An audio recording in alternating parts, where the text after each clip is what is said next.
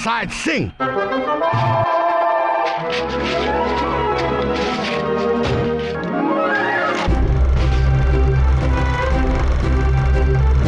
This is Vicky Grimm in enemy territory, reporting this exclusive story. The Green Army has uncovered the source of the Tan Army's secret weapons. A portal to another dimension.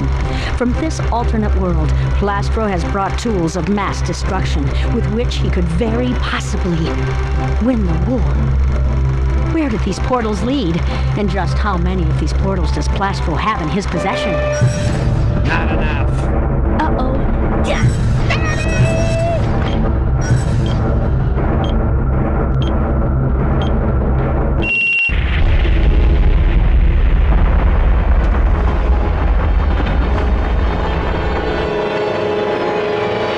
You sent for me, Colonel? Sarge, I sent a platoon to secure the portal you located. Unfortunately, the Tan Army destroyed it before we could get there. Well, at least they won't get any more weapons to it, sir. Well, they also found this. Oh, I don't photograph very well, sir. I mean, you know. This is Vicky's camera. Plastro has captured my daughter. What? That fiend. I'm really starting to hate that guy. Sir, just leave it to me. I'll get her back. If he hurts her in any way... This is your last chance. Tell me the location of the Green Army headquarters. Never! Don't touch me. What's going on? What are you idiots doing? Oh, General Plastro. Thank goodness. Please, don't let him hurt me anymore. Excuse me. I'll do anything. I can help you. We can win this war. Together. Guards, cut her loose. Let's negotiate. Wait, what? Okay, I was kind of expecting some kind of briefing for the next mission in that cutscene. Now that I think about it, the N64 version did have a proper briefing for this mission. Tempting to remove the PlayStation 1's cutscene and replace it with that one, but hey, gives me more to talk about in this mission, so what the hell? We're here to rescue another member of the Bravo Company Commandos, a mortar man by the name of Shrap. In this mission, we have to enter the Gulag, and that's easier said than done. They've got an electric fence surrounding the facility, and there's no way we're getting in there with that thing on. I'm not really sure why an electric fence would be able to kill someone made of plastic, though. Last time I checked, plastic was the sort of material you use to shield electrical cables. Not to mention the fact that the gulags are put in isolated, frozen wastelands, so you don't have to work nearly as hard to keep the prisoners in. And to make matters worse, I've never liked ice missions in games. Not necessarily why I dislike missions that go on in colder environments. And considering the graphics in this game, it's not like I can even visualize that we're in a frozen tundra. It's just an environment with a lot of whites and blues. But for some reason, as long as I can remember, I don't like missions that go into frozen environments. Anyway, our first objective is something pretty easy. Cross the bridge. Not much of an objective considering how close it is to the damn place where we start, but I've gone through a playthrough or two where somehow or another the enemy managed to destroy the bridge before I could cross it. Don't really remember how they managed it. I don't think any of the enemies have mortars, and they certainly didn't put any bombs on the thing beforehand. Anyway, let's clear out these infantry before we try to cross the bridge. Oh dear. I know I should be used to the enemy being stupid enough to use shotguns at extreme distances by now, but... Ugh. Wow, the snipers are surprisingly on the ball.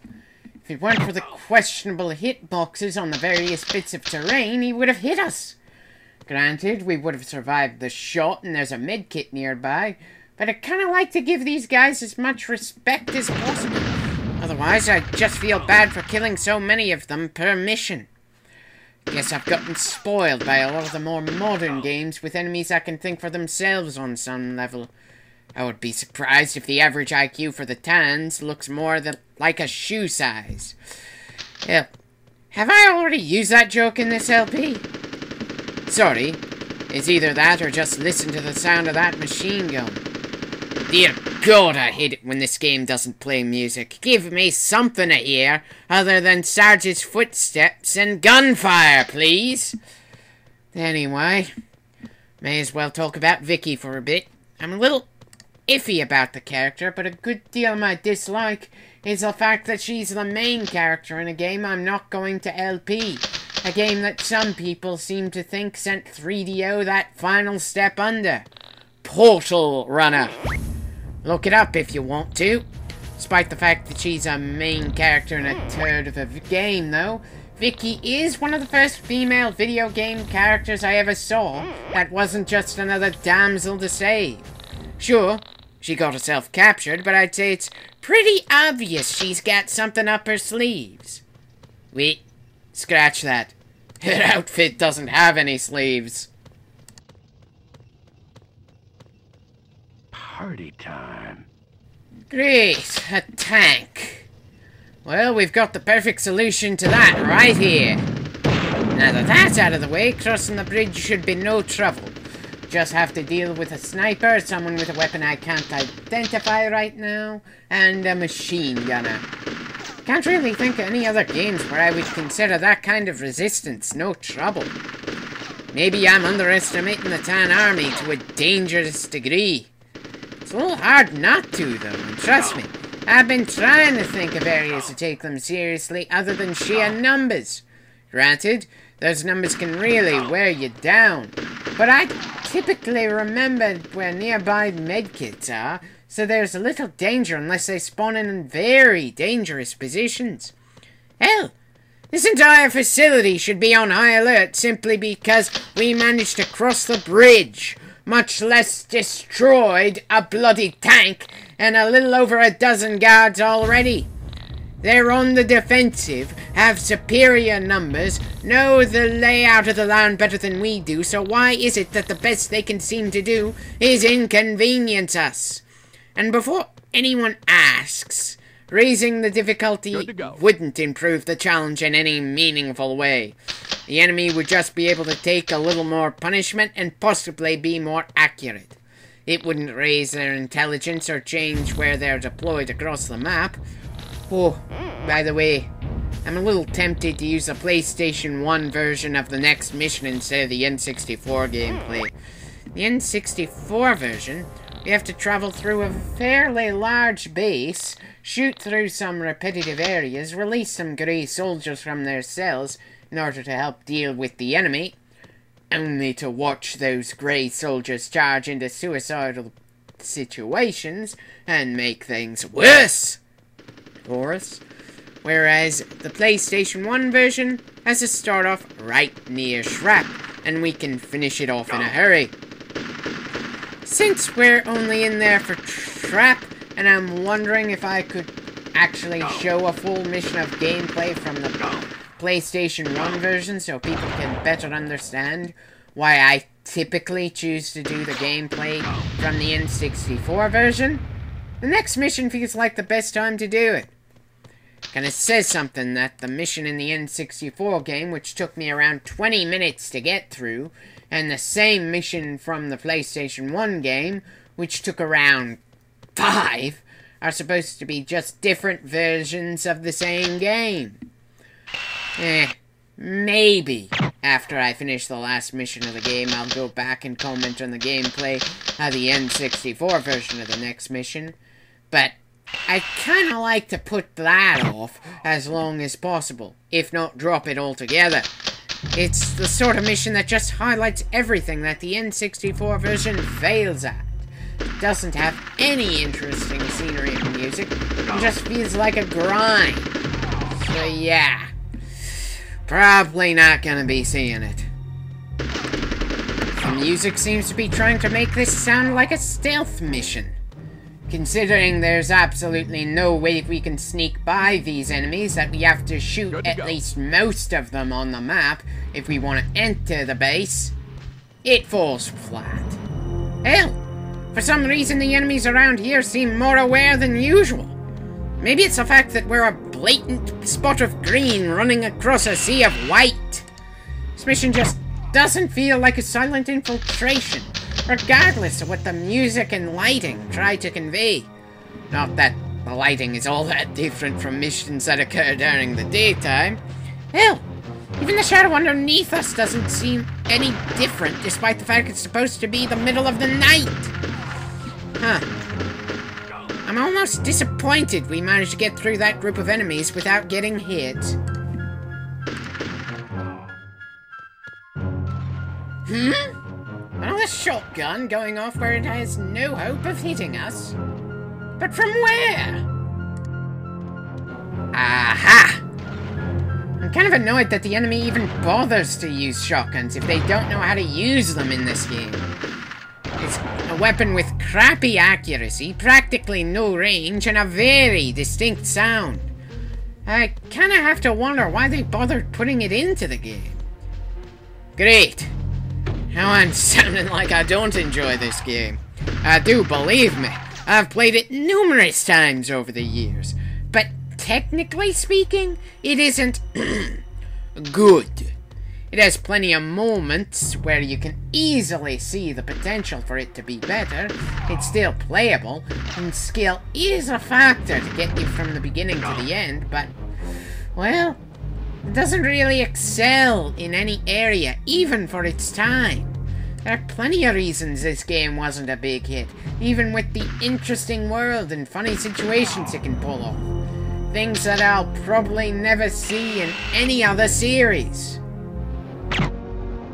Great, a helicopter, and this probably isn't the best place to shoot it down from. Well, this could be troublesome, Huh. We're somehow expecting more infantry to be charging at us. Sure, forcing us to jump over such a small obstacle so we could take a few hits is about what I'd expect from this game, but I don't really feel like the game's getting tougher as we go on here. Hell, the toughest mission we've seen so far was the 4th one, and they've really gone easy with the cheap tactics since then, which kinda makes the game feel easier. Strange. And probably not intentional. Wonder what it'll feel like when the difficulty has spiked up. Or maybe it's been gradual and the only reason it feels easier now is because we've come to expect what this game throws at us by now, making the rise in difficulty even more subtle. I kinda doubt it, but it's not outside the realm of possibility. Alright, this seems like a good spot to destroy that chopper. Okay, it turned a good deal earlier than I expected.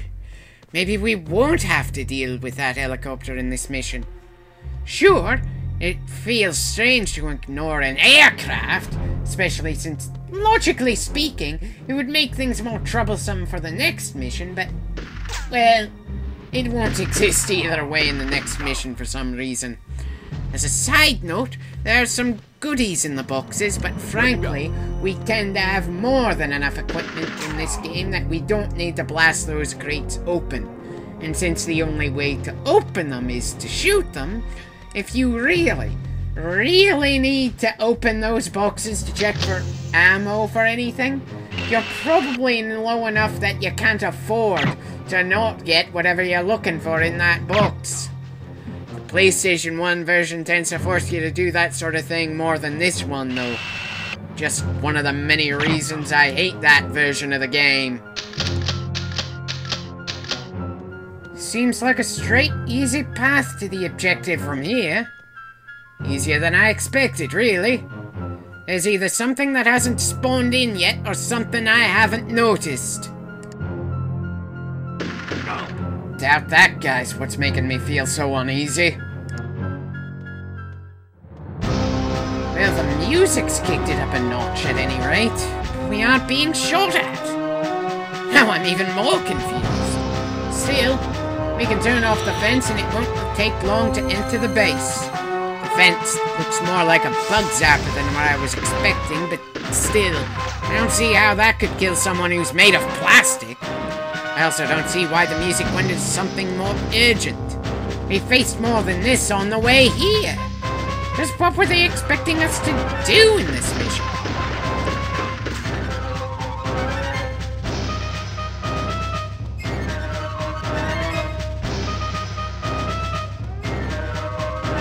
The hell?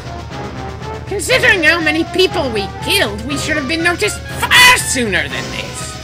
And the alarm does absolutely nothing. At least, nothing in the amount of time it took us to finish the mission when that alarm went off.